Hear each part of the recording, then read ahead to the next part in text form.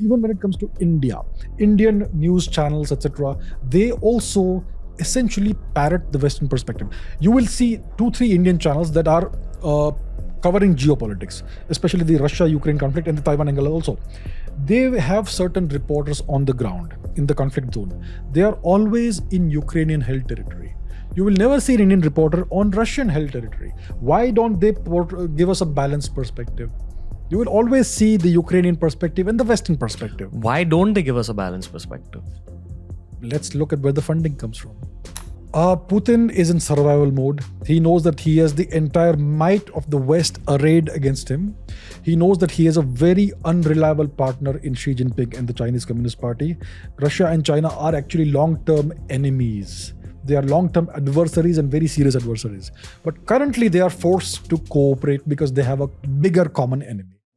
It's another episode with Abhijit Chavda. You know, it's going to be stellar. I highly recommend you watch the prequel episode if you haven't already. That one is all about India under Narendra Modi, India from a geopolitical perspective.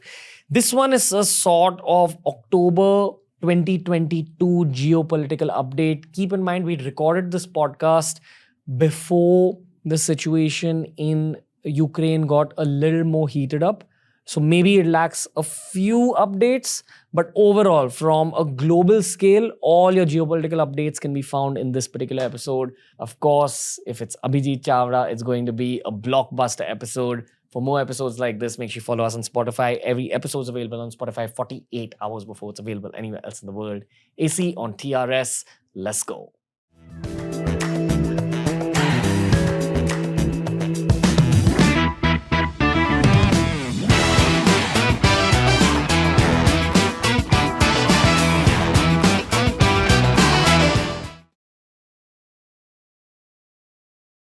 It's a geopolitics update with Abhijit Chavda. How are you, sir? I'm very well. Thank you for having me. Okay. Because we did a prequel episode to this where we introduced India's role on the global stage in terms of where India is going, both from a national level and on an international level. I think we have a lot of international listeners when it comes to this particular episode. Lots of people want to know the Indian perspective on geopolitics from someone like yourself. Sir, let's begin with a spicy question. When we're in this kind of a geopolitical scenario where so many things are evolving this fast, do the spy networks also become that much more activated? Every country has its own secret service, its own spy networks. We just spoke about the KGB before we started rolling. You said something interesting. I'd love for you to repeat what you said and kind of expand on that thought. So the KGB was the intelligence service of the USSR. It was an absolutely elite force. And the question is, does it still exist? Well, I'm sure it has been rebranded as something else, but obviously it will still exist because the Russians do need intelligence about what's happening in the world. You need to anticipate what's coming towards you in the coming days, months, etc. And that's where intelligence comes in. So these days, you may not have that much of spies with boots on the ground in various places, but you have signals intelligence. You have cyber intelligence and all that. So all that is the way to go in the 21st century. In the 2020s, every nation has cyber warfare and cyber espionage capabilities. And that is the name of the game mainly these days. Obviously, you will also have human intelligence, human, they call it, people who are embedded in other nations and people who are your folks with somebody else's passport, perhaps. All these things are there. So that's the old playbook. But today it's all about cyber warfare, cyber espionage and all that. So all of these things, the intermesh, and that's what produces the intelligence that a country needs to anticipate future threats. Yeah, I'm sure as technology is getting closer to the human body, it's also difficult to maintain those old playbooks. Like there's so much data available about each of us on the internet. Like I'm sure Facebook, Twitter, Google, there has to be some work they're doing with the government in terms of a data transfer. I'm sure they kind of almost bullied into it perhaps. Mainly probably by the US government, I'm sure. In saying that, do you actually believe that this whole old school spy system of espionage and all that doesn't exist? Do you think it's there? I think it would have evolved significantly because in the old days, what people would do is that they would steal someone's passport then replace the image and do some forgery, and then they would use that. Today, you have electronic measures in passports. It's almost impossible to forge a passport now, and it's very hard to disguise yourself with a wig or something and take a fake passport and go to other nations. So it's become really difficult to play that old game using the 1980s, 1990s playbook, right? So today, what you would have is you would have compromised people in other nations. Maybe you compromise somebody by maybe honey trapping them, or maybe by getting them to do something criminal Expand a little bit on honey trapping. Honey trapping is one of the oldest things in the playbook, right? It's when you compromise somebody by entrapping them in a sexual affair with a member of the opposite sex, or maybe the same sex. It depends, right? So it's one of the oldest plays in the playbook, right? So it's something that happens on a routine basis even today, I'm sure.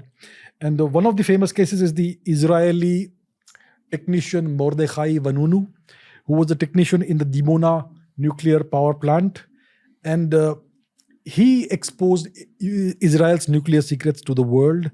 And the Israelis, they honey trapped him, and they were able to get him back into Israel and imprison him for whatever he had done. He was a nuclear traitor, essentially. You have more details on this one? Yeah, it's an interesting story. I may not remember the entire story, but yeah, would you like me to go into that? Yeah, sure. Israel is a nuclear weapons power, right?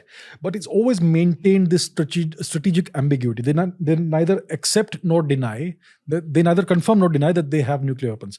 But it's known now that they do have it. So they have this, they have a facility in a place called Dimona, near the town of Beersheba in the Negev region, southern region of Israel, where there is a nuclear facility.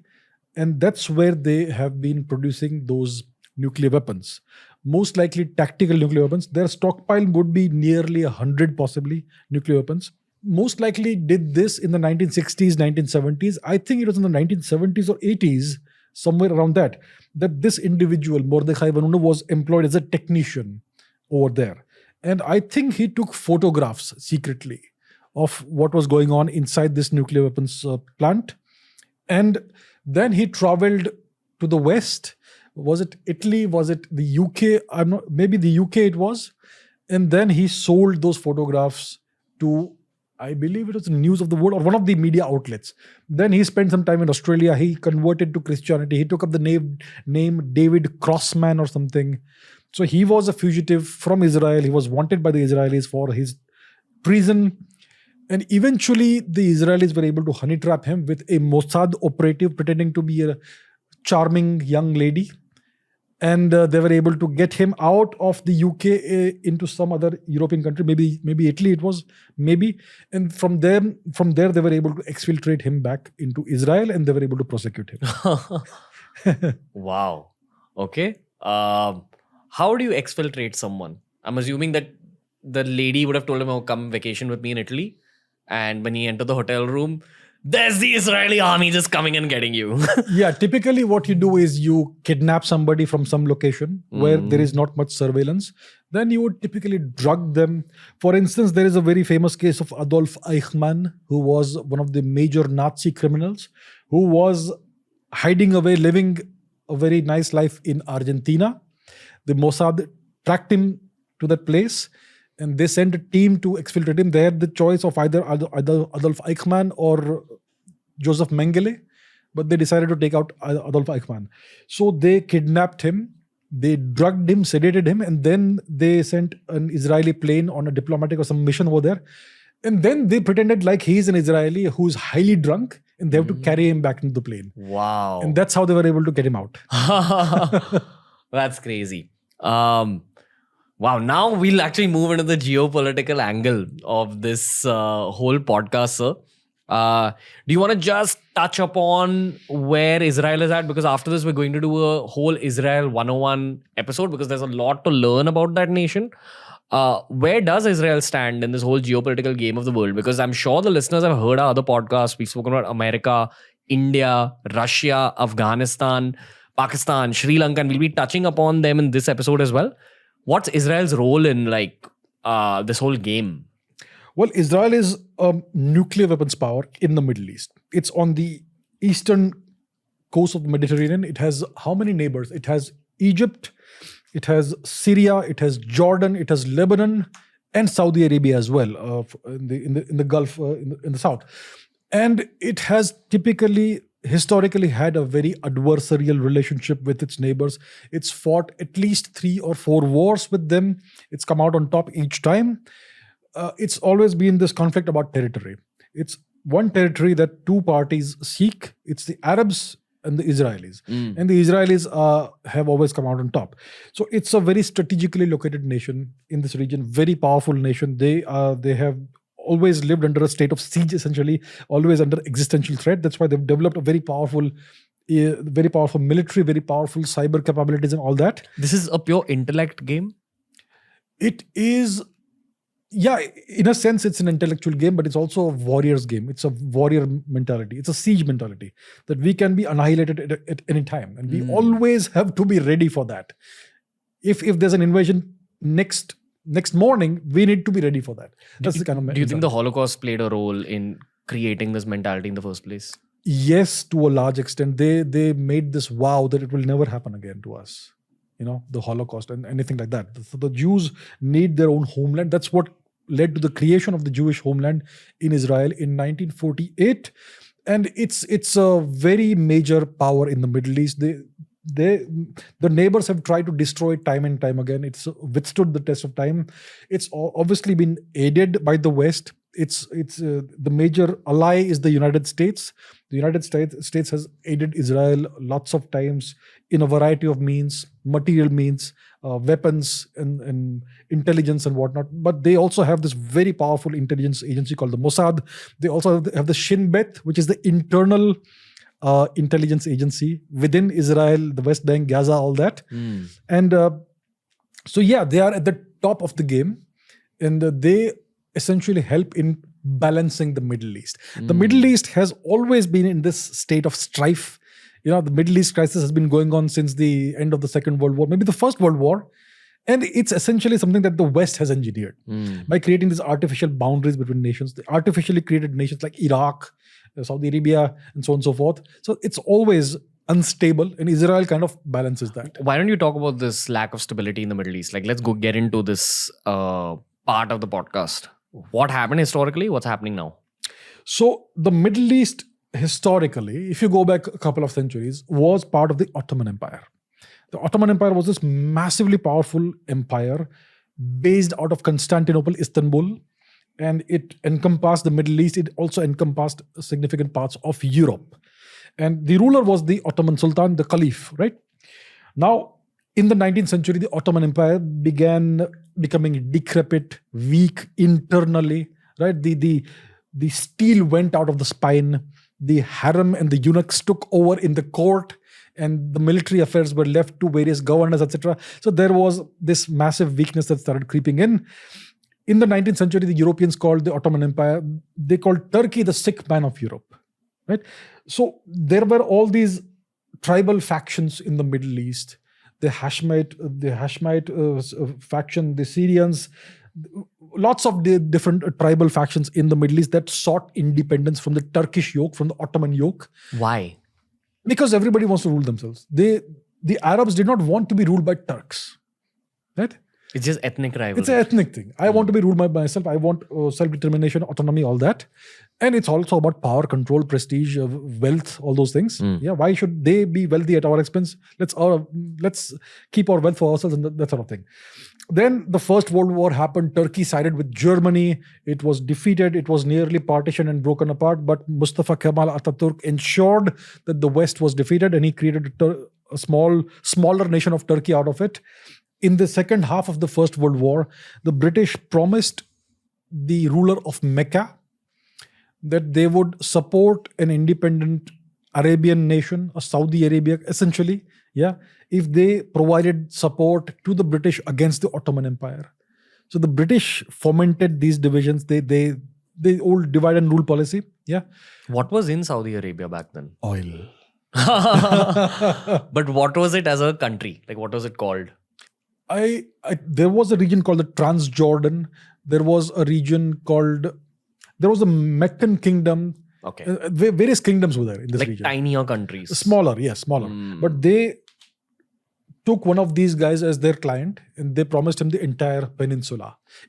Essentially the entire peninsula in exchange for support to the British against the Ottoman Empire. Because until that time, the Ottoman Empire still ruled over this region. And the British sought this because of the very strategic Suez Canal. Right? So they had already taken ownership of Suez and the Suez Canal region from the Egyptians, because the Egyptian economy was, engineered into near bankruptcy. And that's why the ruler of Egypt was forced to sell his stake in the Suez Canal Company to the British. And the British took over. The Suez Canal was built in 1859 or 69 or something like that. Very rookie input here, but this is for people who are hearing the word Suez Canal for the first time. Basically, your naval trade is very important for your economy, and the naval trade for the British, especially when they're importing things from India and Asia in general, they would have to go around South Africa, which is a much more dangerous sea route. There's piracy, there is storms, etc., etc. Suez Canal gives you a shortcut.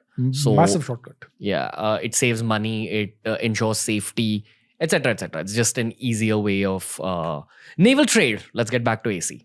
So the Suez Canal was called the spinal cord of the British Empire. That's how they connected to India. That's how they stole and plundered the wealth out of India and transferred it to the UK. So Suez was strategically vital to the British Empire, to the continuation of the British Empire. And for that, they needed access and control to the surrounding regions like the Arabian Peninsula, the Middle East, all that. So they fomented these problems, these revolts against the Ottoman Empire, etc. Then the Ottoman Empire crumbled at the end of World War I, which is when these various kingdoms were formed.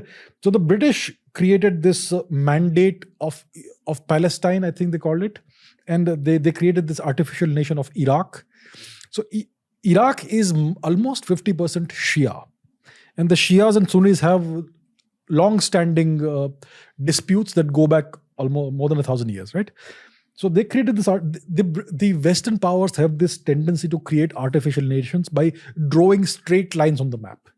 So if you look at Africa, it's all straight lines. Yeah, and that's the sign from a geopolitical perspective of a richer nation f***ing shit up for you. Like, and f***ing shit up for your future. That's what the listeners should know. So what this does is that it divides communities across nations. And it puts communities that historically don't belong together in the same nation. That causes problems, long-term, very long-term problems. That's what you see in Iraq. That's what you see across the Middle East. Even Saudi Arabia essentially is an artificially created nation. It's never been one nation the way it is today, And the House of Saud is again essentially a client state. It was a client state of the UK. Later on, it became a client state of the US, which it in some ways still is, and so on. It's all about oil. It's all about the resources of the region, and so on. When did they figure that there's oil in the Gulf? I think this began in the 19th century, if I'm not mistaken. Oil exploration became a big thing. They called it black gold. It was so valuable. That's when the entire world's economy started being driven by oil. Later, you had super tankers. So I'm fast forwarding a little bit more. Sure. But after the Second World War, the super tankers started being used, and the Suez Canal was too narrow for that. So they had to still go around the Cape of Good Hope, South Africa. What is a super tanker? A super tanker is a massive ship. It's sometimes larger than an aircraft carrier. Really? Yes. And it's purely used for oil? Yes. It has these small compartments in which you keep oil. It's not a big, large compartment, because when the oil sloshes, it can tip the ship over. So they make these smaller compartments, small cells, but it's essentially fully filled with oil.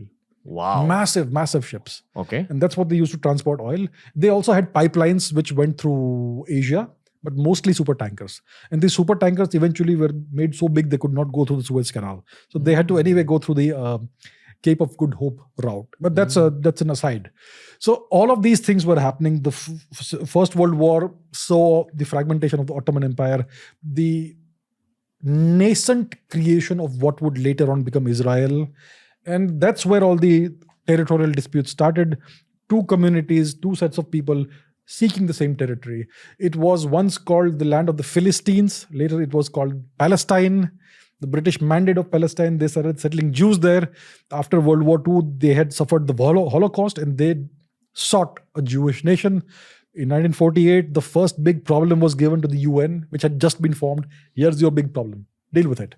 And then the nation of Israel was created, and the same day it was created, all the neighbors attacked, which was the 1948 Arab-Israeli war, which Israel succeeded in winning. It was a drawn-out conflict. It did not end immediately, but the Israelis succeeded in surviving and defeating the Arab neighbors. Then there were multiple conflicts down the line. Let's talk about the UN. You just mentioned the UN. Everyone knows what you think about the UN, what the general public thinks about the UN, which is that it's a failed organization. They've not done their job. They've not done the job that they were built for. Yes, maybe they've, kind of helped with world peace in a few situations. Couldn't stop the Iraq war, couldn't stop the Afghanistan war, couldn't stop the suffering in Syria, couldn't stop the suffering in so many other parts of the world. This Ukraine-Russia situation, for example. What's the 2022 perspective on the UN? Because a lot of people don't take it seriously anymore. And I remember when I was growing up, we had this model United Nations thing in school. I was so disenchanted with it because fortunately at that point, I had a few relatives who were like yourself, geopolitical observers, who had always bitched about the UN. So I wasn't even inclined towards going into it. In fact, I remember when the pandemic broke out, the WHO gave some guidelines which turned out to be false. I don't take that organization seriously. We've had someone on the show who's worked with the UN, and the thing I observed about that person is that they were deeply diplomatic. And after the podcast, that person told me that, yeah, it's because I've worked in the UN. That's the culture of the UN, that we're always taught to say the right things and not sometimes the complete truth. We're taught to hide information. But I'd just like to know what AC says. So let's take the WHO, let's take UNICEF, let's take these organizations. They have a certain budget, annual budget.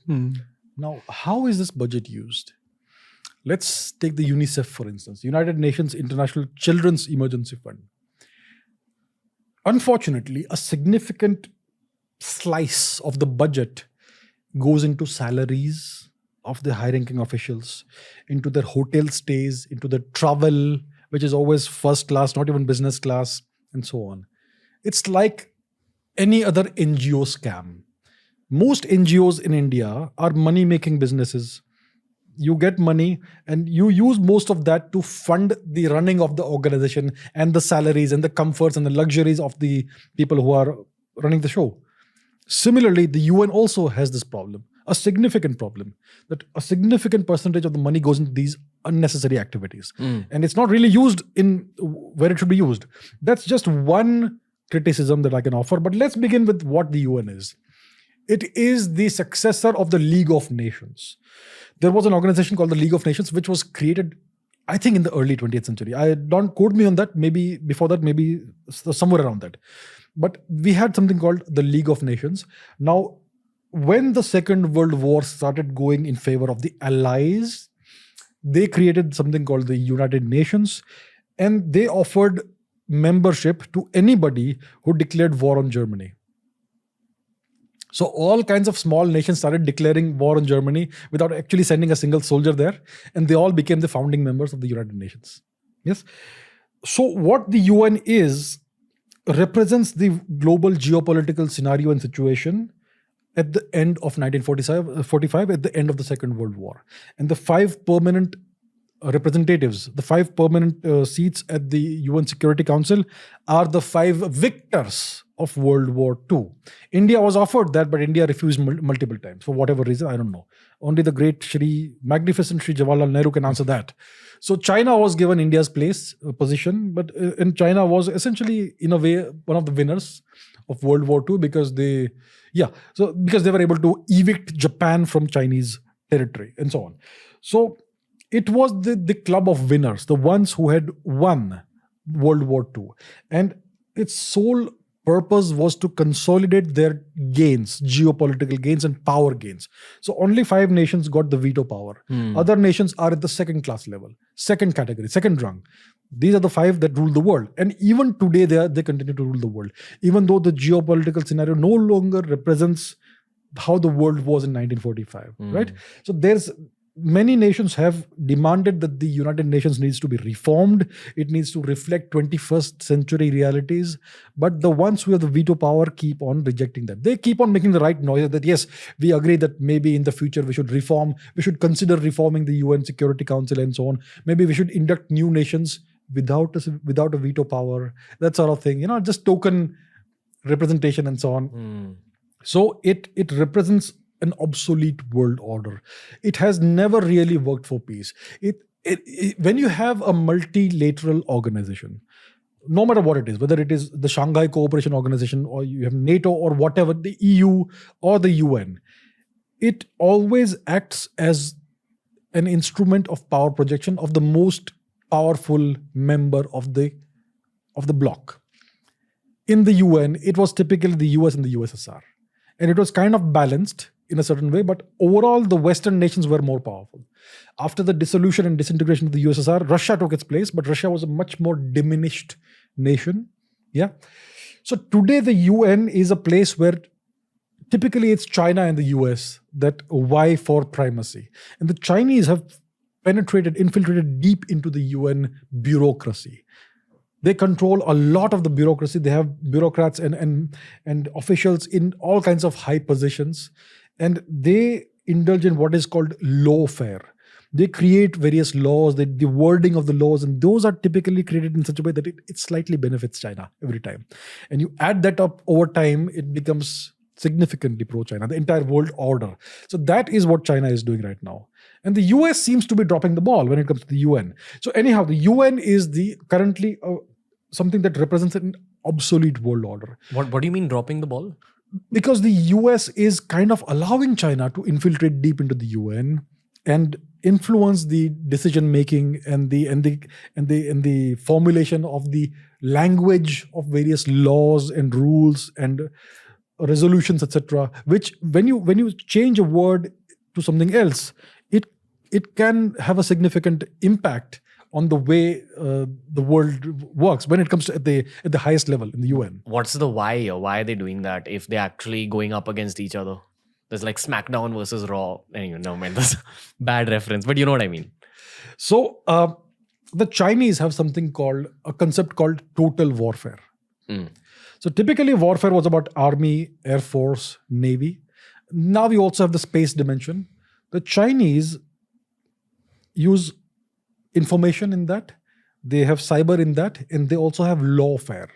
So when it comes to the international law of the sea and various international laws that are constructed and set forth by the United Nations, it's a process that's always in motion. There's always something that is being amended, certain resolutions that are being passed and all that. And when you have high-ranking bureaucrats and officials that are Chinese nationals who are deeply involved in doing this, it can tilt the wording of these laws in China's favor. It can tilt various decisions in China's favor.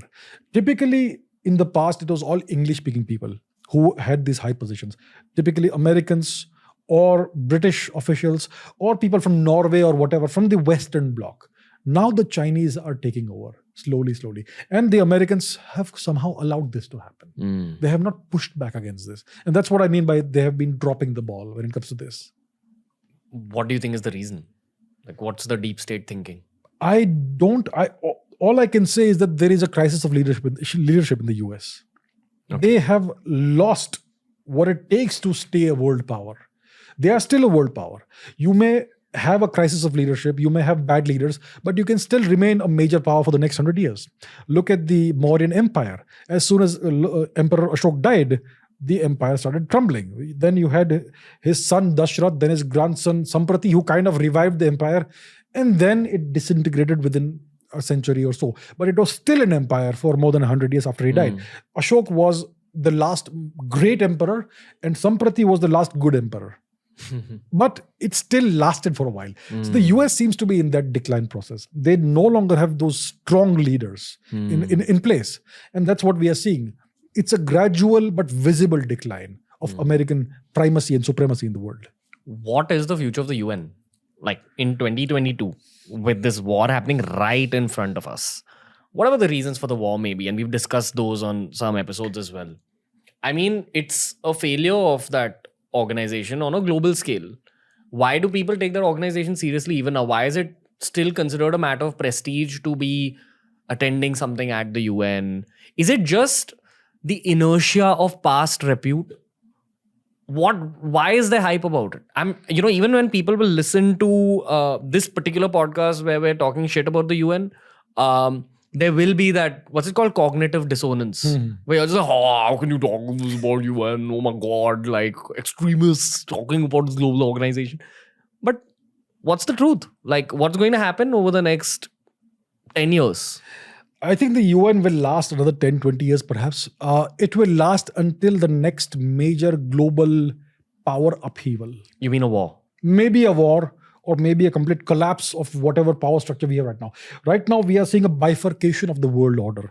The Chinese, along with the Russians, are creating a whole separate parallel system, right? They are creating their own infrastructure. They are creating their own trade network. They are creating their own reserve currency. That's what they would like to do. They would like the Chinese yuan to be the global reserve currency instead of the US dollar. The Americans are pushing back. So there is a tussle that's happening right now. We are seeing a bifurcation of the global order. The Chinese are taking along the African nations with them. They are bribing various dictators to come along with China. The Americans are pulling the entire EU and the NATO into their orbit. They want India to come into their orbit. So there is this tussle happening right now. Eventually, one side will give way. When that happens, the UN may either stop being relevant, or it may be reconstructed, reformulated, or built again from the ground up, and the entire order may change in the UN Security Council or whatever. Or maybe China will start its own version of the UN. It is possible. They have already started the SCO, the Shanghai Cooperation Organization, the Asian Development Bank. They are trying to position themselves as the next global superpower. Will they succeed or not? That is still something we need to see. But this tussle is something that's very visible right now. So many questions here, but let's talk about China a little bit, specifically as a full-blown topic. I think this deserves its own podcast, so we'll just touch upon it slightly from an economic perspective, from a hot war perspective about what's happening in Taiwan as well, and from a reality perspective in terms of this whole angle about one-child policy leading to an aging population, therefore their productivity is lesser, therefore maybe they're not growing at the rate they were growing at once upon a time. What's the reality of China in the modern day? Because I have a really, really intelligent friend who's traveled all over Africa. She is an investor in startups, and she told me that so even in terms of startups, she's a Web3 based investor. And for those people who don't understand what Web3 is, it's the evolution of the internet. So Web 1 was websites where you just went on the website to read articles or whatever. Think of a yahoo.com, a cartoonnetwork.com, where you were just absorbing articles from the internet, blogs. Web 2 is where you engage with the internet, social media, Facebook, Instagram, Twitter, where you as a user are putting in things into the internet and you're helping grow the internet. But the downside of Web 2 is that all your information is kind of sucked away into the massive servers of these few powerful companies, which makes these few powerful companies more powerful than world governments also. Because power is the ability to just switch off, someone's voice. Like Twitter switched off Donald Trump's voice, the president of the USA. Just switched it off. So who's more powerful here? The president of the USA or this one Web 2 organization? Maybe the one who controls the Web 2 organization. Yeah, which is why Elon is probably trying to buy it with the kind of money he has. I don't know where that deal is at right now. But I know for a fact that Elon's spoken about this very publicly. He's a supporter of Web 3, obviously, as we know. He's probably trying to turn Twitter, which is this big juggernaut built using Web 2 protocols, into a Web 3 company. Now, Web 3 is where a user engages with the internet, but sort of with a mask on, where the company doesn't have that much data on the user. They probably have an identity, like an ID of the user, but they don't have much else. No personal information. Yeah. It's decentralized. Yeah. Which in the long term for the human experience leads to you being able to protect your information and you protecting yourself from the algorithms that do alter your perspective. So if you're a right-wing person, it'll make you more right-wing. If you're a left-wing person, it'll make you more left-wing. If you hate a certain group of people, it'll make you hate that group of people even more. And algorithms are a massive pandemic in the modern day. That's what people fail to understand. Web3 is healthy for the human race. And the startup world believes in Web3. And usually the startup world knows where the world of technology and therefore where human civilization is headed all this is important from a geopolitical perspective. She told me that China is very big on Web3 protocols, but in a slightly skewed manner. They have their own cryptocurrency, which is the digital yuan. And they're trying to ensure that the digital yuan is going to replace the dollar. The thing is, all of us have grown up in a world where dollar is the supreme currency and everything is pitted against the dollar. Now we're seeing a decline of America. I'd love for you to touch upon the economic decline as well, this whole excessive dollar printing thing that the America has gone about. The truth is that the supreme global currency regularly changes. Before the dollar, it was gold. And it might change into the digital yuan. So what you said about China kind of building its own version of the UN, they are also seeing the playbook that USA used of keeping their currency at the top and having every other currency pitted against it. And they're gradually kind of slicing pieces of other economies and making them sort of modern day colonies of themselves. We've seen this with Sri Lanka, Pakistan, lots of third world countries. I'd love for the AC version of everything that I just said. This was just an intro for the listeners. What's the geopolitical impact of cryptocurrencies, China, the decline of the dollar, etc.? Cryptocurrencies are a very good idea. So Web3 is about the decentralized internet. It's all about the blockchain economy and the blockchain infrastructure. So on the blockchain, all of your information is secure. It is not centralized in any one place.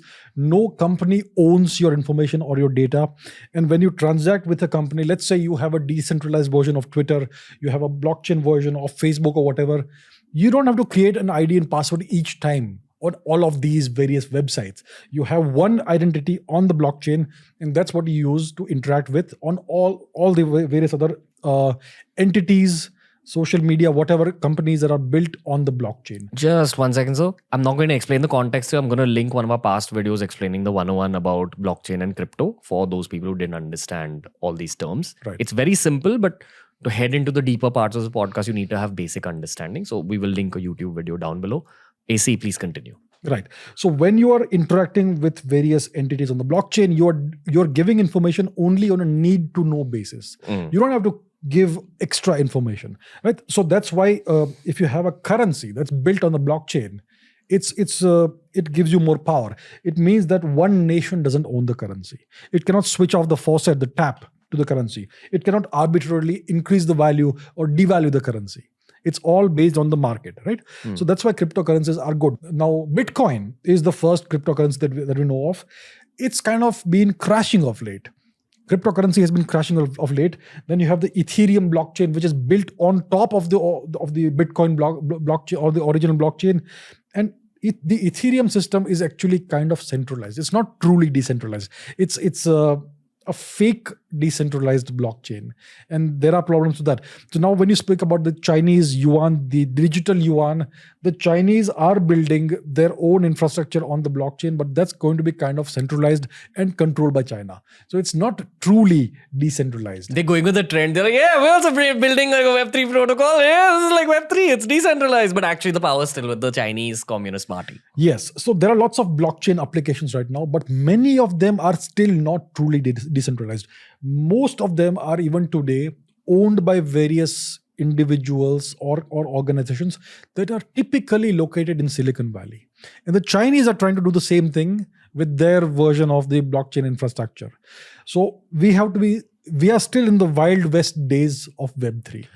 Is it fair to say that basically when you have the digital yuan as the number one currency, the advantage it gives you over the dollar is that it's a digital currency. Therefore, you're also taking digital data off of your users. That's what I was told by this lady, that the point of introducing the digital yuan in African countries is for people to register themselves as a trader of digital yuans.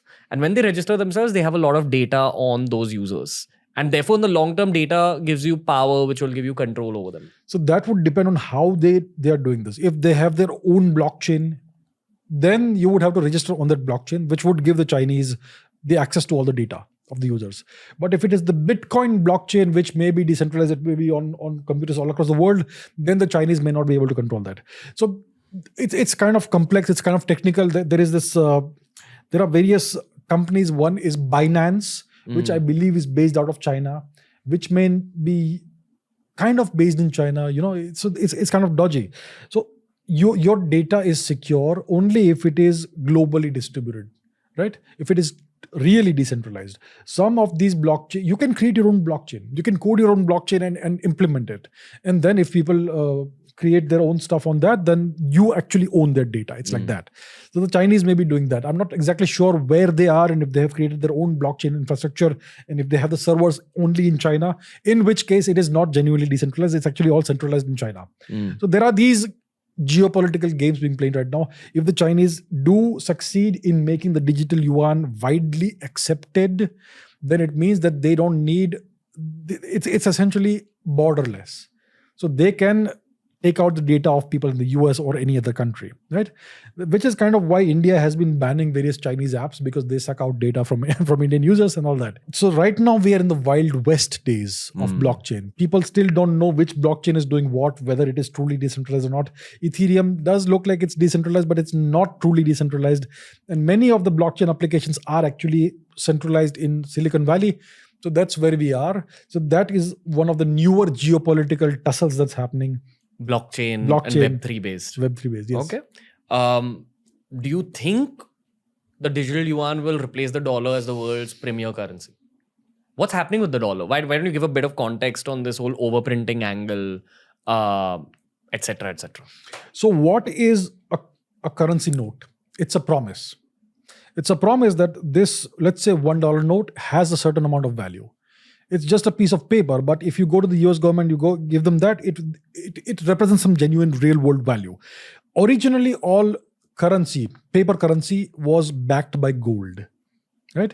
The US dollar was once held to the gold standard until Richard Nixon unlinked the US dollar from gold. How? He just announced that the US dollar will no longer be backed by gold. He said it was temporary, but it became permanent. Because America had that much power. They had that much power. There was a run on the dollar, because the price was going down and people were worried that the US dollar may no longer be reliable. So they were going to the US government and asking for gold in exchange for dollars. And the US government was going to very rapidly run out of gold. Right? When was this? This was in the 1970s when Richard Nixon was in power. So then he delinked the US dollar from gold and it became what's called a fiat currency. So it's a floating currency. Then it was linked to the price of petroleum. It became known as the petrodollar. So today the ruble is linked to the price of gold. Each ruble is equivalent to a certain amount of gold. I don't remember how much it is, but it's equivalent to gold. So each currency note represents a certain amount of value. Now, if you print excessive amounts of currency, then you have the currency flooding the market, which means there is too much of it. And that's why its value goes down.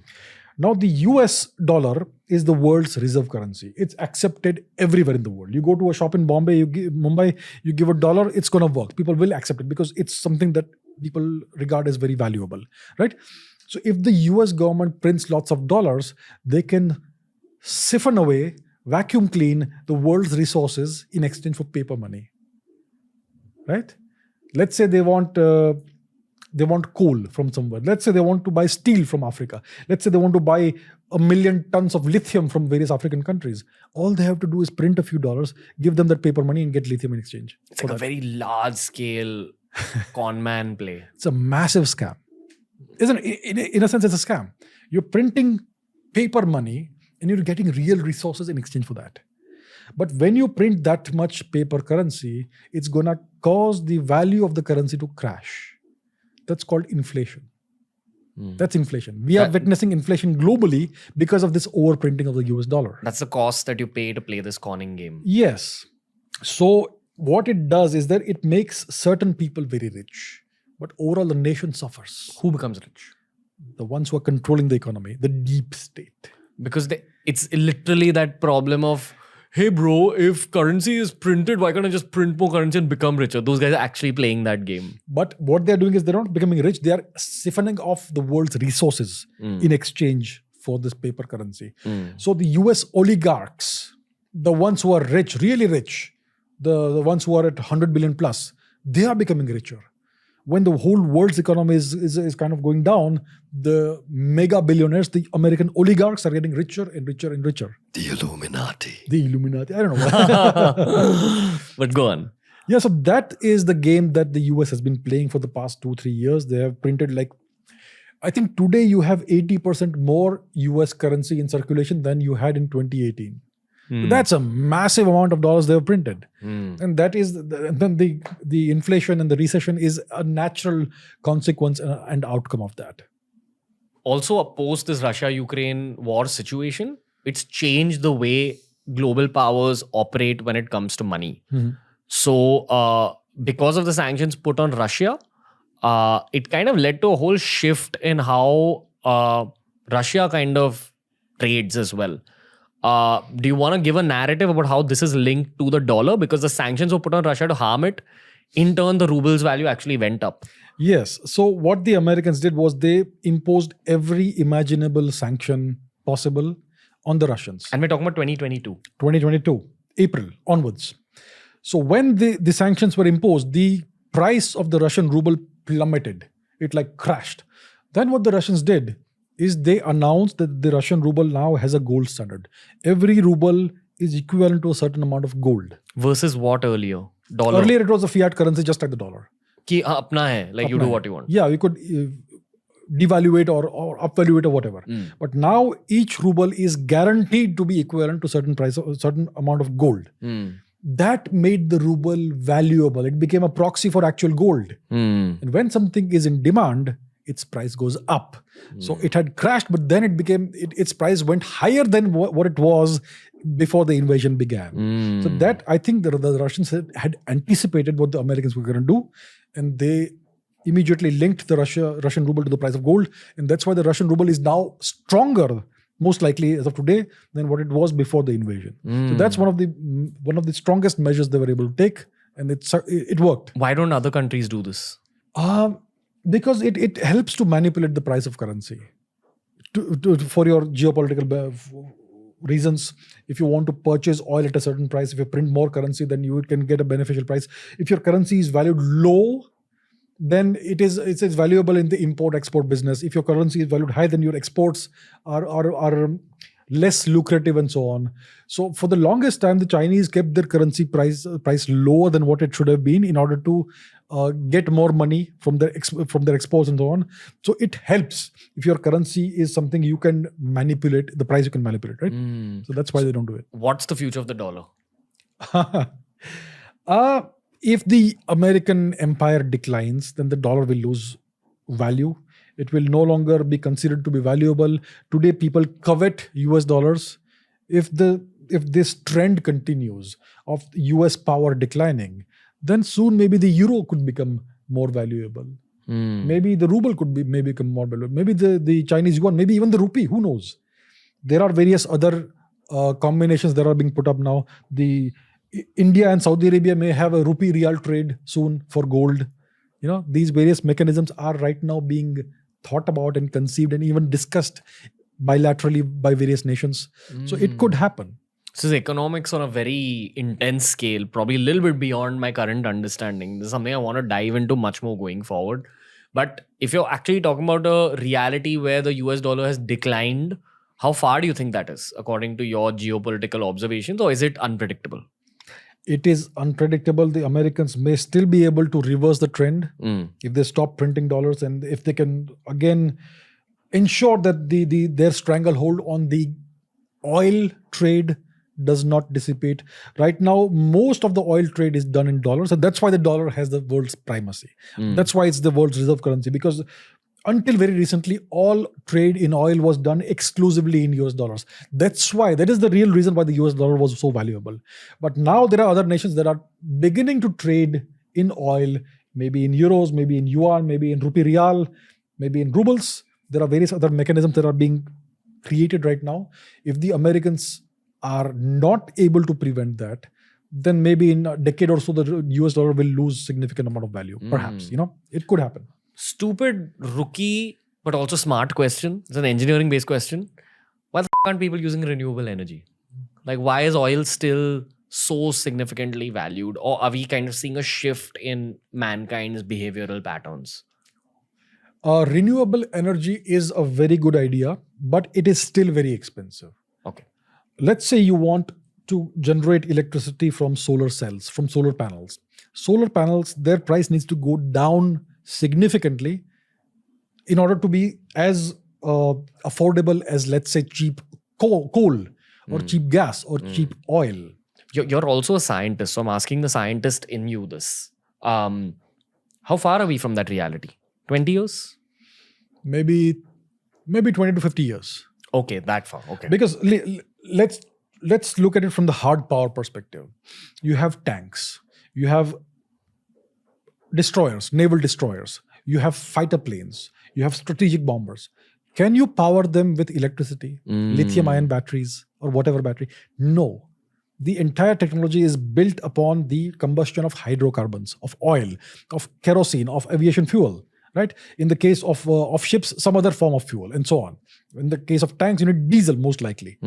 You cannot replace these mechanisms with lithium-ion batteries and get the same explosive acceleration and things like that. Even today, as of today in 2022, we don't have any reliable plane that operates only on electricity. Right? So we are still a long way away from having the same performance as a Sukhoi 30, as a Tejas fighter jet, as a F-35, with electricity, with lithium-ion batteries, as opposed to what we have today with aviation fuel. Gotcha. So that's why we are still far away from that. Okay, let's get back to talking about hard power. Specifically, Ukraine, Russia. What's happening now? As we are recording this, it's September 2022. What's happening in September 2022 other than assassination attempts on Putin and his core of leadership? And who's in charge of the assassination attempts? Is it obviously Ukraine? Or are we talking about something else? Well, you're never supposed to know these things. It's always done via multiple proxies. So I'm sure Mr. Putin knows who's behind all this. It could be Ukraine. It could be like whoever is controlling Ukraine, Big Daddy of Ukraine. It could be. Most likely everything is being done overall as a US-Russia tussle. So whatever we are witnessing is various manifestations of that rivalry and that tussle, right? So the assassination attempt on Alexander Dugin, who is one of the major thought leaders in Russia, it unfortunately killed his daughter. So that obviously is a manifestation of the bigger US-Russia rivalry and enmity. Now, what's happening in Ukraine? Recently, we are seeing reports in the Western media, in social media, that the Ukrainians have launched a massive offensive on Kherson and various parts of various territories that the Russians had captured, and maybe apparently they have captured big pieces of territory. Can we rely upon these Western media reports? I'm not quite sure. Right? So what I do is I look at the whatever is unfolding on a month by month or quarter by quarter basis, and then at the end of every 3 months I look at the map. What's the map saying right now? And what is the entire 360-degree perspective of the media telling us? Because right now we are seeing the news reports only from the Western perspective. Even when it comes to India, Indian news channels, etc., they also essentially parrot the Western perspective. You will see 2-3 Indian channels that are covering geopolitics, especially the Russia-Ukraine conflict and the Taiwan angle also.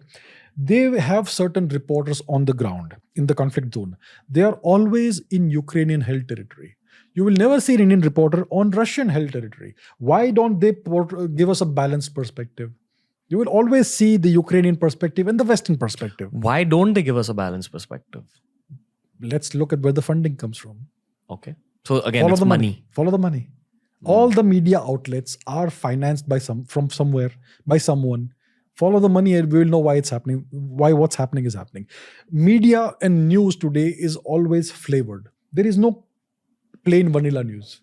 It's always flavored in a certain direction. It's always slanted. All news in some way is propaganda today.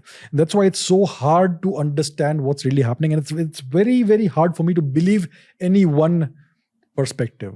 I try to get a complete 360-degree perspective. Even that is hard because now the entire media, whether it's social media, Twitter, Facebook, whatever, it's all slanted like 89% or 93% in favor of the West. You have a Chinese presence, but even the Chinese reporting cannot be trusted because it's all propaganda.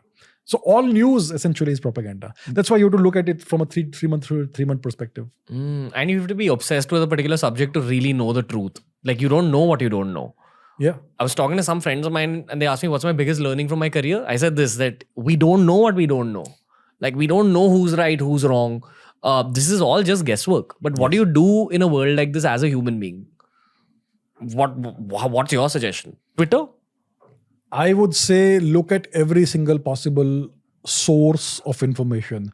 There are certain underground sources of information which may even be more strongly biased, like for example, Telegram channels. Telegram channels are actually pure propaganda. But what you should do is look at the Russian propaganda, look at the Ukrainian propaganda, look at the American propaganda, look at all three angles, maybe even Chinese propaganda, and then try to use your intelligence, whatever you have. And if you have an understanding of the patterns of history and geopolitics, based on all of this data and with your understanding of the patterns, you can form your own picture. But it may not be completely correct, but you may get a better understanding from that. So that's what I would do. I typically don't follow the day-to-day proceedings of this war obsessively, but I do look at it from a big picture perspective, from a quarter-to-quarter perspective. So what I am seeing is that Russia is employing the good old tried and tested slow war strategy. In Ukraine. Their objective is to ensure that Ukraine is never a threat for them again. Ukraine was the second largest nation in Europe. It had an armed force, combined armed force, greater than France plus Germany put together. It was a massive threat for Russia, especially after the 2016 Maidan coup, which was a color revolution orchestrated by the US, completely undemocratic and unconstitutional removal of the elected government and replaced by an American puppet. We know that. Right? Which is Zelensky. It was Zelensky's predecessor, but now it's Zelensky. Zelensky is a better guy because he's a good actor. He's acting as the president. So that's what's happening. So the coup was the last straw for Russia. The coup meant that there was going to be a NATO presence right at Russia's borders. Imagine if Russia has a presence right on the American border at Mexico or Canada or Cuba. Would the Americans ever tolerate that? No. So it's the same scenario for Russia. They could not allow that to happen. It was a red line that simply they could not allow the Americans to cross. And that's why the conflict was triggered off. It's not an unprovoked conflict. It has a long history of provocations from the NATO side. And finally, the Russians, they also knew what was coming. And I'm sure they were preparing for this for the past 10 years. Right? What's Putin's current state of mind according to you? Putin is in survival mode. He knows that he has the entire might of the West arrayed against him. He knows that he has a very unreliable partner in Xi Jinping and the Chinese Communist Party. Russia and China are actually long-term enemies. They are long-term adversaries and very serious adversaries. But currently they are forced to cooperate because they have a bigger common enemy.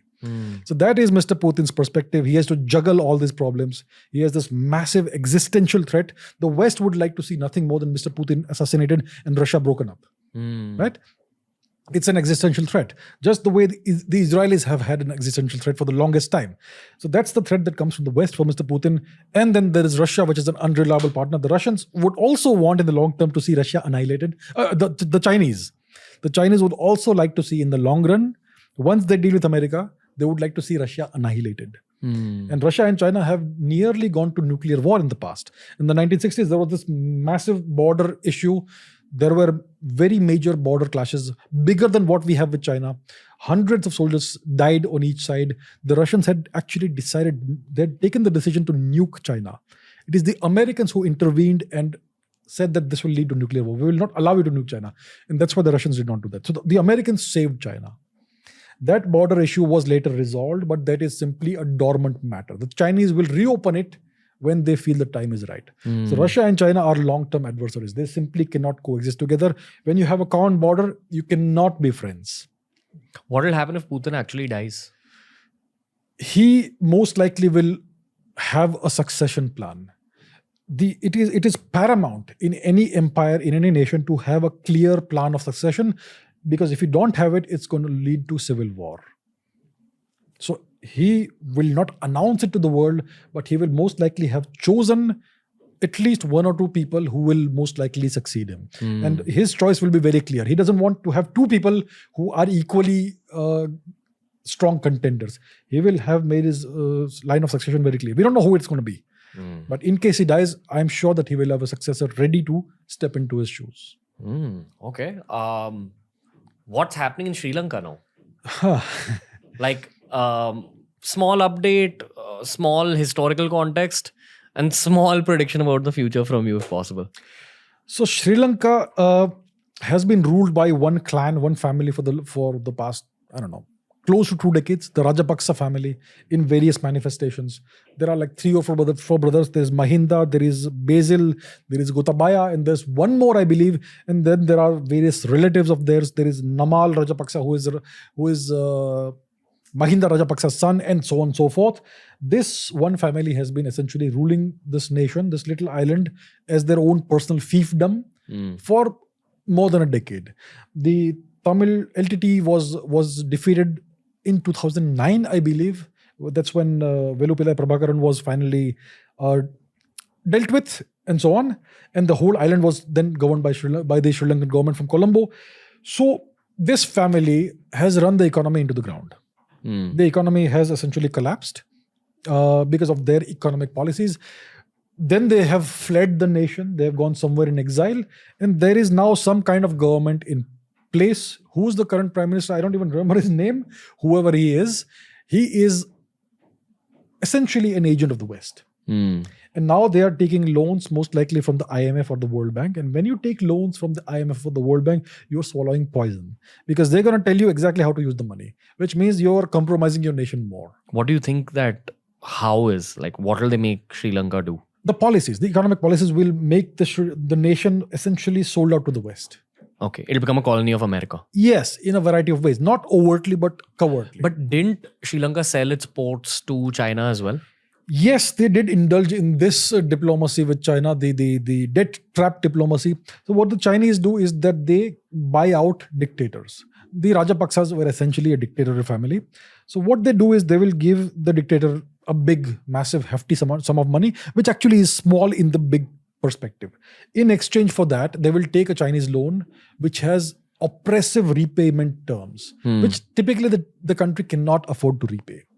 And when you can't repay it, the other term will be that you have to give away that land on a 99-year lease, or essentially outright in exchange for the loan to China. So that's how the Chinese were able to acquire the Hambantota port, which they currently operate.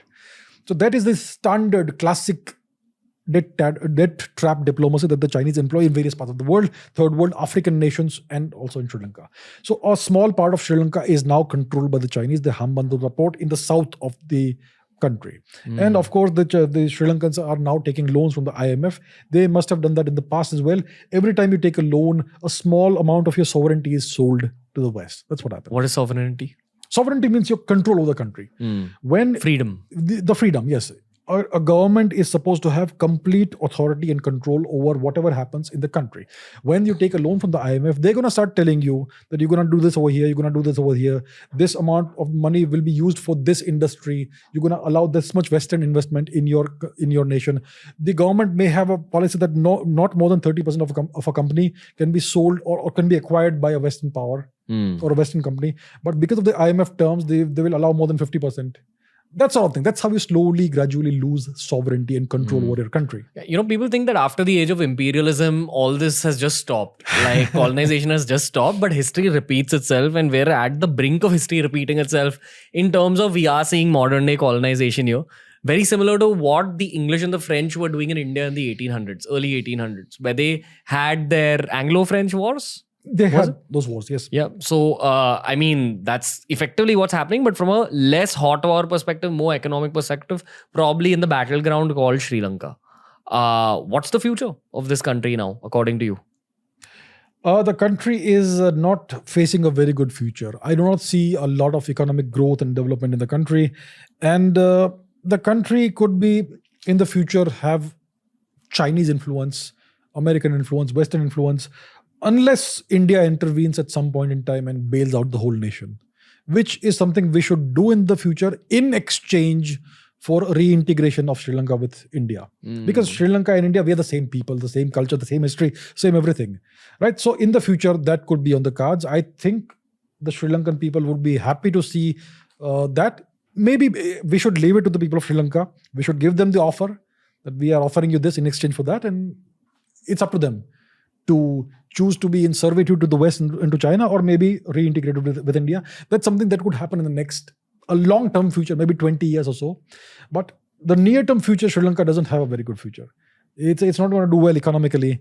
And there's all kinds of crises going on there. There is a lack of petrol. There is a lack of electricity generation. There's not enough diesel to generate electricity for the nation. There's a food grains crisis. They adopted organic agriculture. They did away with pesticides on the recommendation of some Indian lady. I forget her name. Thankfully, I don't want to name her here. Anyhow, she recommended that Sri Lanka should go completely organic, do away with pesticides and with fertilizers and all that. And because of that, the agricultural output plummeted and crashed. And now they have to import basic foodstuffs from other countries. India has been helping Sri Lanka with that. India has offered more than $1 billion worth of credit to Sri Lanka, but it's still not enough. So eventually somebody's going to have to bail them out. Do you watch cricket? I do. Okay, recently we had the Asia Cup. Yes. Sri Lanka won it. Good for them. Yeah. I'm glad to see that. There was a meme circulating before the Asia Cup that why is this cup named Asia Cup and not Akhand Bharat Cup? Why do you tell the international listeners what Akhand Bharat means? Akhand Bharat means the united subcontinent, which India has been from time to time during various empires, during the Mauryan Empire, during the Kushan Empire, during the Gupta Empire, during the Karkota Empire. From time to time, India has been united, the entire subcontinent. So yeah, that is what we mean by Akhand Bharat, the unified subcontinent, which the way it should be, and it will be again maybe in the future. So that's what it is. That's Akhand Bharat. Brutal truth is borders keep changing from a historical perspective. Absolutely, borders are never constant. Borders keep changing. Yeah. That's the story of history. They always keep changing, and they will change in the future. Yeah. If anyone's ever kind of got spectacles in their life, if their eyes have developed myopia, what basically happens is you're able to see things nearby and you can't see things far away that clearly. This is called having a myopic viewpoint on the world. And most of society today, 99% of people you meet have a myopic view on both nations and on borders. And I'd probably also say patriotism. They have a very fixed perspective about these things because of the narratives they've been given culturally while growing up. My point of saying this is that borders will change during our lifetimes as well. It's just a matter of one war happening. Keeping this perspective of war in mind, we have to talk a little bit about Pakistan. We have a lot of Pakistani listeners.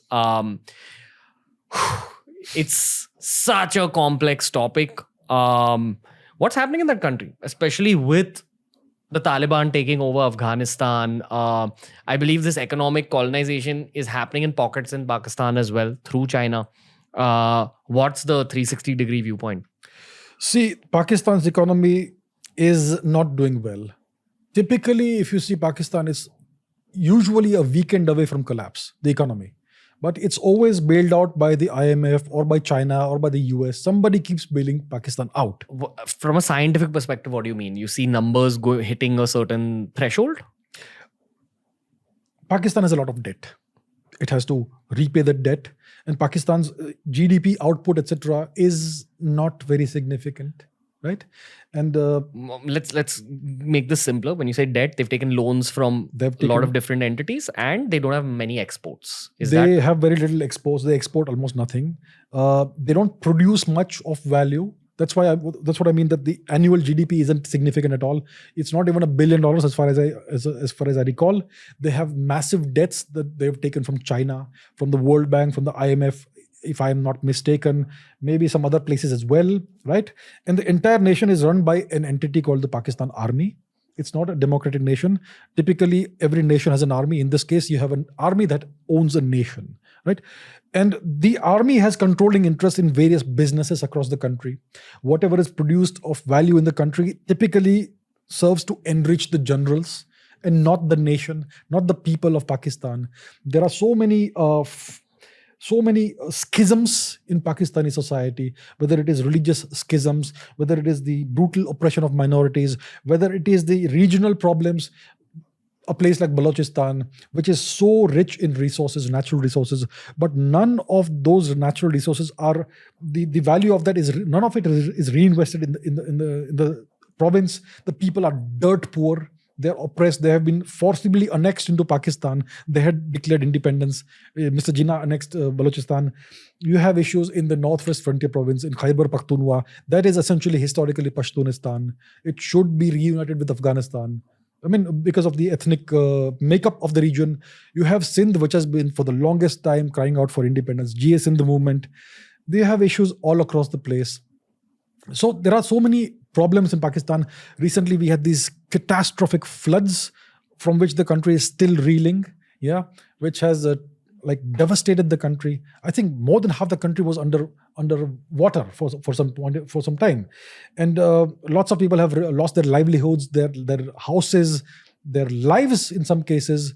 A lot of infrastructure has been washed away, bridges, roads, all that. Who's going to rebuild that? Where does the money come from? And then there's, like you said, the Chinese angle. They own parts of Pakistan now. They've essentially colonized parts of Pakistan. Balochistan, they have a very strong presence there because of the port, the Gwadar port there. They have been building various infrastructure to aid their geopolitical ambitions through Pakistan occupied Kashmir as well, and so on. So there are all these problems in Pakistan. How do I see Pakistan? I see Pakistan as an artificially created nation which is temporary in nature. The British created Pakistan to further their geopolitical interest, to ensure that India is always counterbalanced by this hostile nation which has been created on religious grounds, right? Then when the British Empire declined after 1956, the Americans took over. And they started financing Pakistan for the same reasons, for the same great game that they were playing in the region. They had a new impetus to aid Pakistan after the Soviet invasion of Afghanistan. So that's when the entire terrorism business started, right? The Mujahideen that the Americans were aiding were essentially terrorists. Osama bin Laden, he was termed as a freedom fighter by Washington Post, New York Times, one of the major American newspapers and outlets, right? And the Americans essentially financed Pakistani terrorism in Afghanistan and India for a few decades, until the first decade of the 21st century as well. Then, after they withdrew from Afghanistan, they no longer had much use for Pakistan. That's when the Chinese angle came in. And the Chinese started supporting the Pakistan army. So Pakistan, how do I see it? I see it as a temporary nation that has been created artificially. It is a hotbed of terrorism. It represents nothing good. I have nothing against the people of Pakistan. I wish them well. I wish them peace and happiness and prosperity, them and their children and future generations. But Pakistan needs to be dismantled. Pakistan needs to be dismantled. Pashtunistan should go back into Afghanistan with the Afghan homeland. Balochistan should be made independent. Sindh should be made independent. Pakistani Punjab can be independent, and the POJK, Gilgit-Baltistan needs to return to India. And then we will have peace once we have dealt with the Pakistani army and neutralized that evil proxy force of other nations. And of course, we'll have to deal with the nuclear angle as well, because somebody has to neutralize those nukes that the Pakistanis have. So I have no enmity with the people of Pakistan. They are our people. They are the same blood as us. They have the same history, the same ancestry as us. They are our brothers and sisters. I wish them well. But Pakistan as a nation needs to be, it needs to be dealt with properly. Yeah, and again, when we're doing these Pakistan-centric episodes, our intention is to never offend Pakistanis. We're always trying to give 360-degree perspectives on TRS. Keeping that in mind, so 2022, what's happening with the Taliban specifically? I feel like probably more than the Indian military, the Taliban is a threat to Pakistan right now. And when I hung out with Pakistanis in Dubai, fantastic people. And I've heard so many of them say that we love hanging out with Indians. But when we're hanging out with Afghans, there's always some cold energy. There's a cold vibe. I don't know what that is historically, but I mean, I have an idea through our podcast, but what's happening there right now in September 2022? What's the impact of the Taliban on Pakistan or in just Afghanistan in general?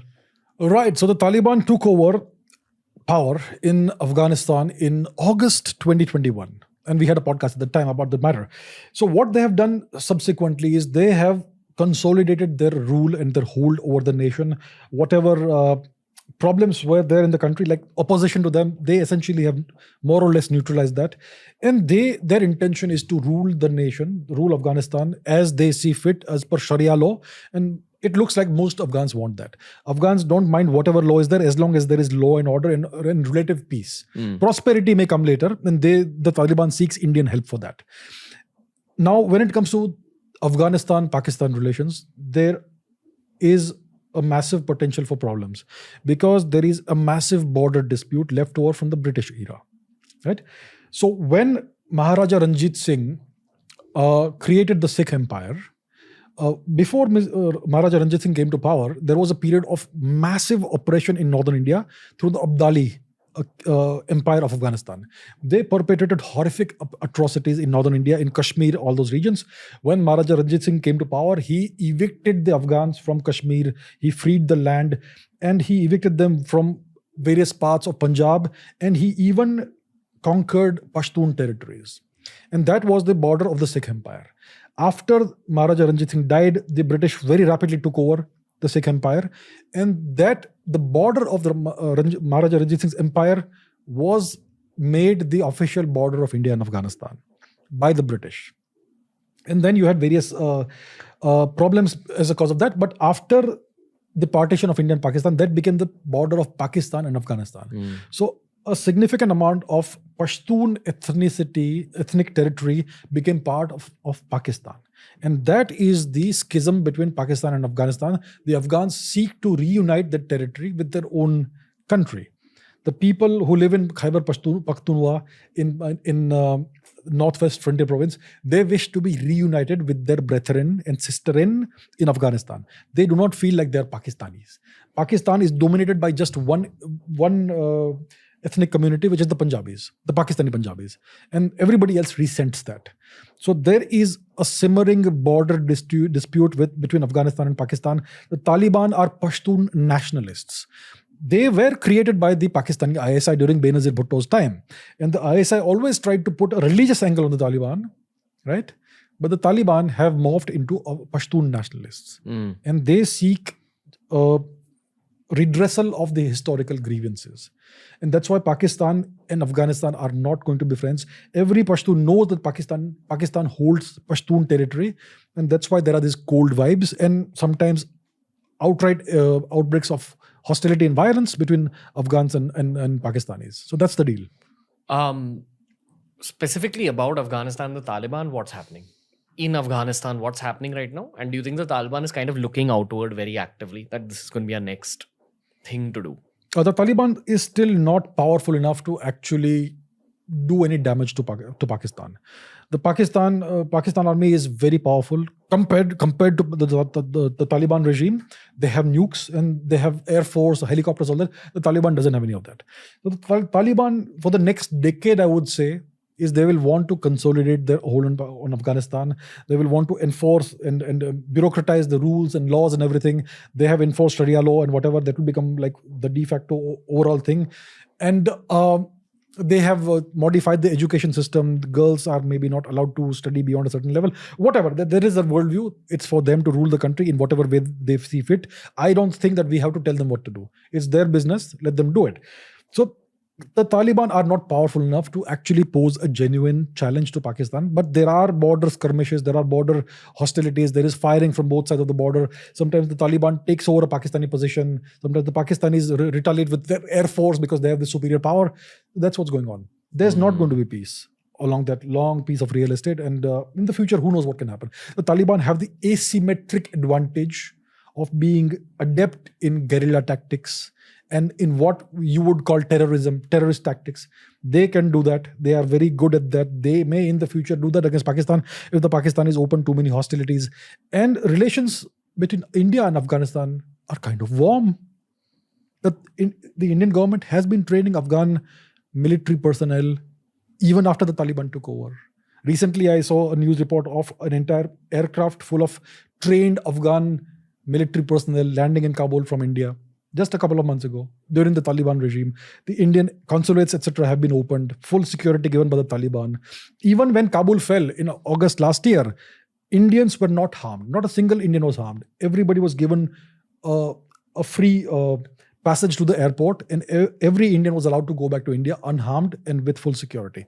The Taliban, when this entire thing happened, when the country fell to the Taliban, most Indian observers were saying, this is a disaster for India. It's going to create problems in Kashmir. There's going to be an outbreak of terrorism. Nothing has happened. Nothing whatsoever. The Taliban do not see India as an enemy nation. They may not love India.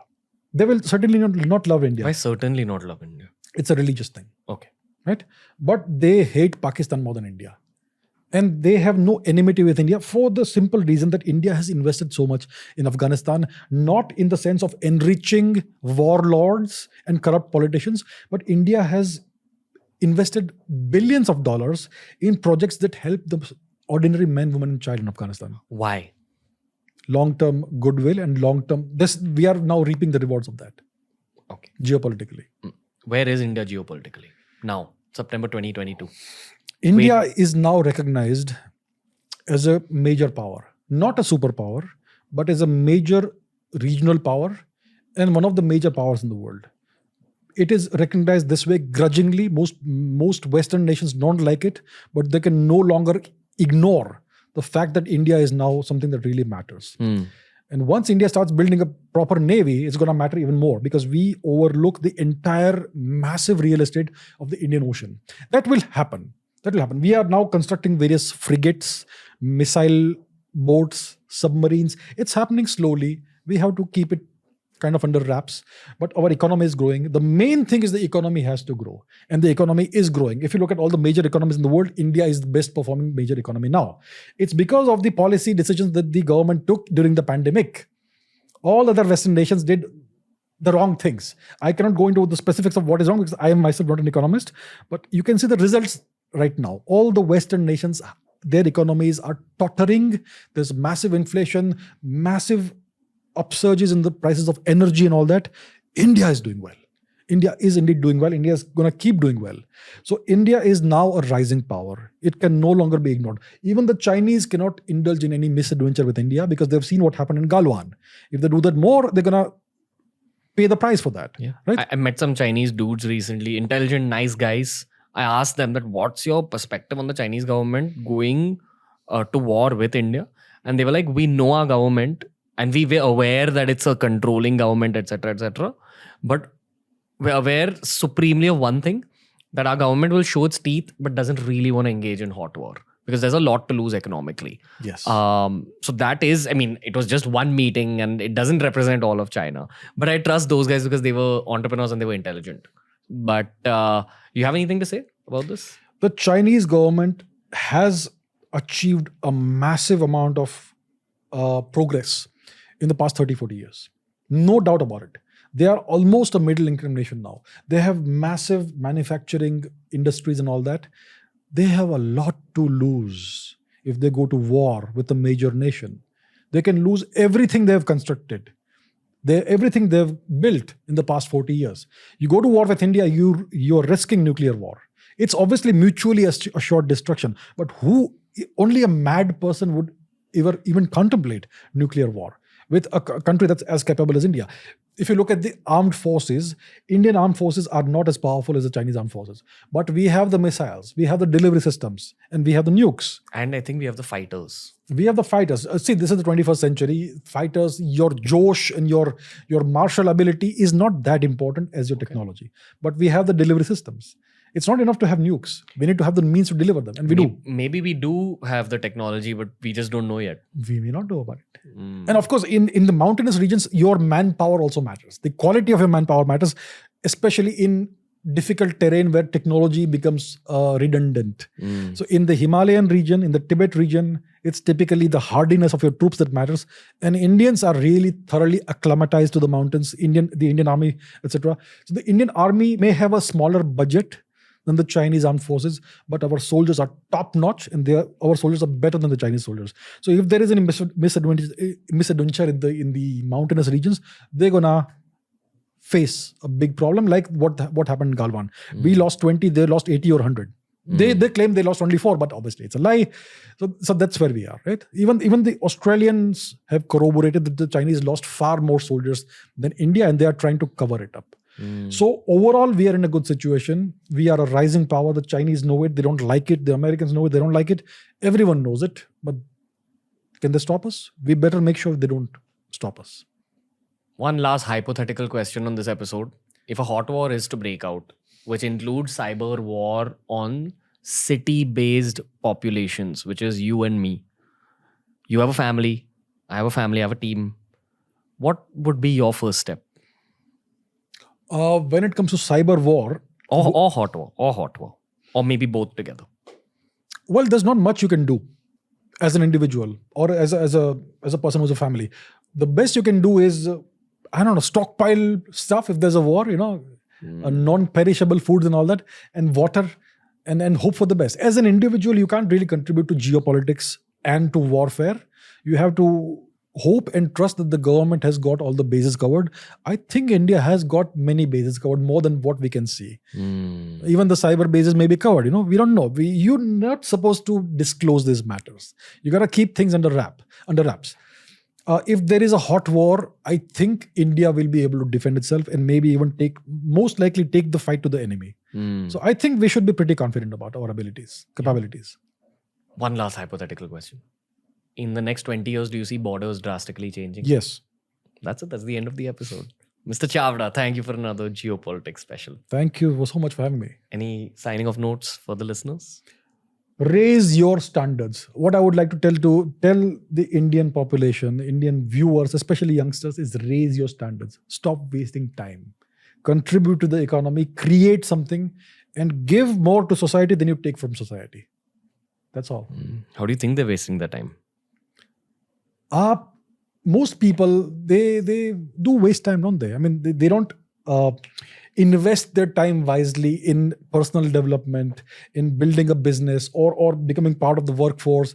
There's too much time spent in leisure activities or activities that don't really contribute anything to yourself, to your family, to the society. So try to time is limited. Everybody has a limited amount of time. We don't know how much we have. Use all of it wisely and maximize the use of your time. It is one of those lessons to be learned from the Chinese population. Extremely productive, extremely motivated about careers. And I think that change has just started to hit Indian youth. So let's see where the future takes us, sir. Absolutely. All right. AC on TRS, another epic episode. Next, we're talking about science. Let's head into that one. That was the episode for today. We're going to be doing a sequel to this one very, very soon. As we speak, as I'm recording this, the situation in Ukraine is heating up even more. I strongly believe that we're in the middle of extremely volatile geopolitical times. It's going to become a habit of mine to even ask all the military veterans that we've had on the show questions related to geopolitics. For more episodes just like this, make sure you follow TRS on Spotify. Every episode's available on Spotify 48 hours before it's available anywhere else in the world. But keep in mind, other than the geopolitics sequel for this episode, we've also got 2 episodes with AC in the pipeline. They're related to science because, professionally speaking, he's an astrophysicist, he's a scientist, and he has a lot to give when it comes to the realms of science as well. Those are 2 incredibly deep, incredibly power-packed episodes. So watch out for them. They'll be out within a month. Keep following TRS for more unfiltered happiness through curiosity.